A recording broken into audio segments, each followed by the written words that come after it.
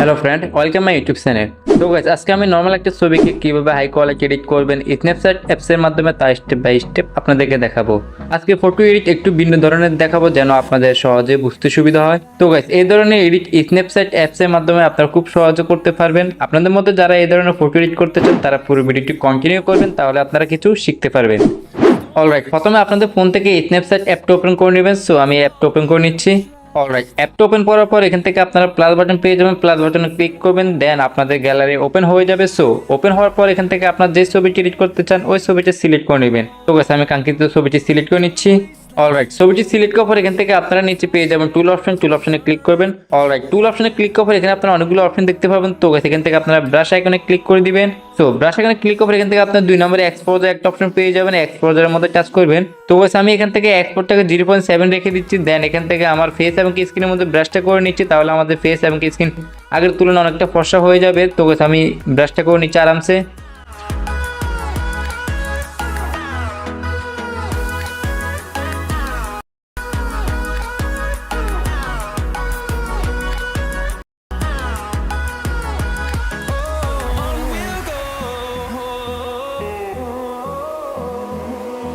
Alright, brush করা complete হয়ে গেলে এখান থেকে আমরা টিকমার্কের অপশন পেয়ে যাবো। টিকমার্কে ক্লিক করে দিব। সো এরপর আমরা এখান থেকে আবার টুল অপশন পেয়ে যাবো, নিচে টুল অপশনে ক্লিক করবো। অলরাইট, এখান থেকে আমরা অনেকগুলো অপশন দেখতে পাবো। তো আমরা এখান থেকে ডিটেলসটাকে সিলেক্ট করে নিব। সো ডিটেলস সিলেক্ট করার পর এখানে আপনি দুটো অপশন পেয়ে যাবেন, স্ট্রাকচার এবং কি শার্পিং। তো আমরা এখান থেকে স্ট্রাকচারটা +100 করে নিব। তো আমি +100 করে নিচ্ছি। সো স্ট্রাকচার 100 করার পর এখান থেকে আপনার নিচে শার্পিং পেয়ে যাবেন। তো এটাকে আপনারা +100 করে নেবেন। দুটোটা আপনারা +100 করে রেখে দিবেন। দেন এখান থেকে আমরা টিকমার্কে ক্লিক করে দিব। সো টিকমার্কে ক্লিক করে এখান থেকে আমরা উপরে এডিট অপশন পেয়ে যাবো। এডিট অপশনে ক্লিক করবো। সো এখান থেকে আমরা ভিউ এডিটসে ক্লিক করব। অলরাইট, ভিউ এডিটসে ক্লিক করার পর এখান থেকে আমরা ডিটেলসে ক্লিক করবো। দেন এখান থেকে ব্রাশ এখানে ক্লিক করে দিব এবং ব্রাশ এখানে ক্লিক করার এখান থেকে আমরা বাম পাশের নিচে কর্নার পেয়ে যাবে ইনভার্টে ক্লিক করে দিব। সো ইনভার্টে ক্লিক করে এখান থেকে আমরা ছবিটাকে জুম করে নেব। দেন আমরা এখান থেকে ডিটেলসটাকে 0 করে দিব। 0 করে আমাদের ফেস এবং স্ক্রিনের মধ্যে আমরা ব্রাশটা করে দিব, তাহলে আমাদের ফেস এবং স্ক্রিনের কালারটা ঠিক থাকবে। তো গাইস, আমি ব্রাশটা করে নিচ্ছি দ্রুত।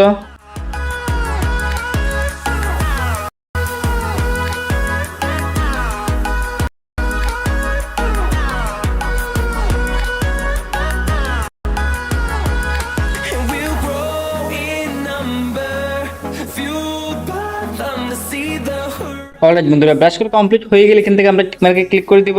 সো এখান থেকে আমরা ব্যাকে চলে আসবো। ওকে গাইস, এরপর আমরা এখান থেকে আবার টুল অপশন পেয়ে যাবো, নিচে টুল অপশনে ক্লিক করব।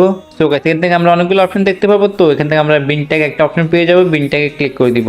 অলরাইট, বিন ট্যাগে ক্লিক করব। এখান থেকে আপনারা অনেকগুলো ইফেক্ট দেখতে পাবেন। তো সবার শেষে আছে 12 নম্বর ইফেক্ট। তো আপনার 12 নম্বর ইফেক্টটা সিলেক্ট করে নেবেন। দেন গাইস, এখান থেকে আপনারা অনেকগুলো অপশন দেখতে পাবেন। তো এখান থেকে আপনার স্যাচুরেশন যেটা আছে এটাকে আপনারা -100 করে নেবেন। তো আমি স্যাচুরেশনটা -100 করে নিচ্ছি। অলরাইট, এরপর আমরা এখান থেকে স্টার অপশনে ক্লিক করব। দেন এটা 20 দেওয়া থাকবে। তো আমরা এটাকে 14 করে নেব। তো আমি 14 করে নিচ্ছি। ওকে, এরপর আমরা নিচে পেয়ে বিগ নেক স্টেট। তো এটাকে আপনার +15 করে নেবেন। এখানে +30 দেওয়া থাকবে, আমরা 15 করে নিব। অলরাইট, এরপর আমরা এখান থেকে টিকমার্কে ক্লিক করে দিব। সো এখান থেকে আমরা উপরে এডিট অপশন পেয়ে যাবো, এডিটে ক্লিক করব। দেন এখান থেকে আমরা ভিউ এডিটসে ক্লিক করব এবং এখান থেকে আমরা বিনটাকে ক্লিক করে দিব। দেন এখান থেকে আমরা ব্রাশ এখানে ক্লিক করে দিব।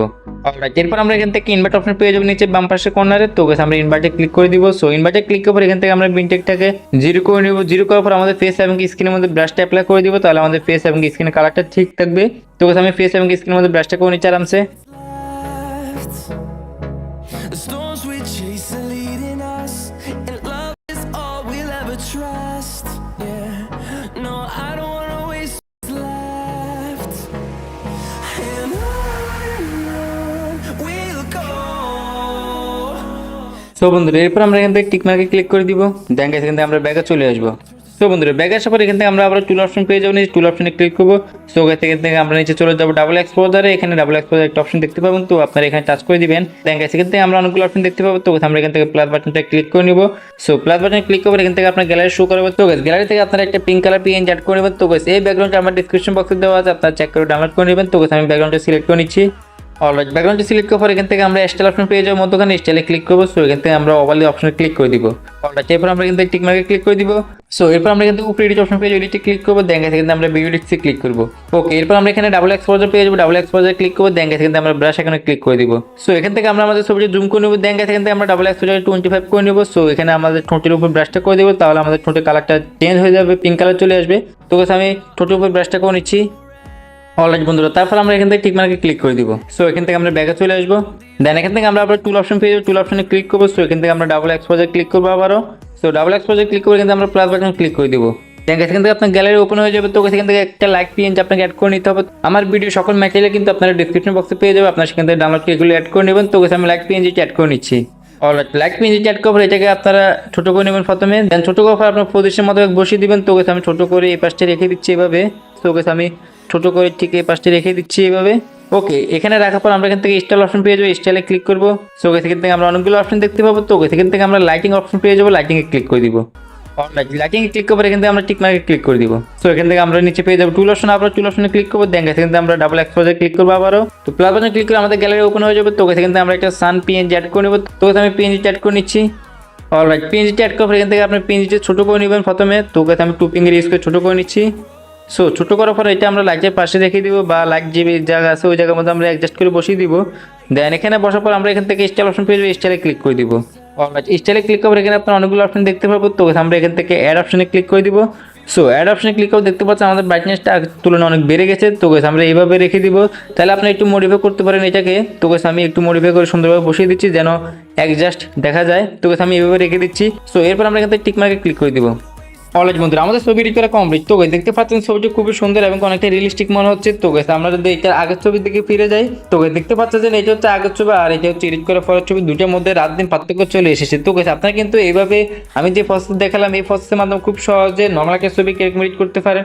তো এবার আমরা এই ছবিটা সেভ করবো। সেভ করার জন্য আমরা এক্সপোর্টে ক্লিক করবো। দেখা কিন্তু আমরা সেভ ক্লিক করে দেবো, তাহলে এটা আমার গ্যালারিতে সেভ হয়ে যাবে।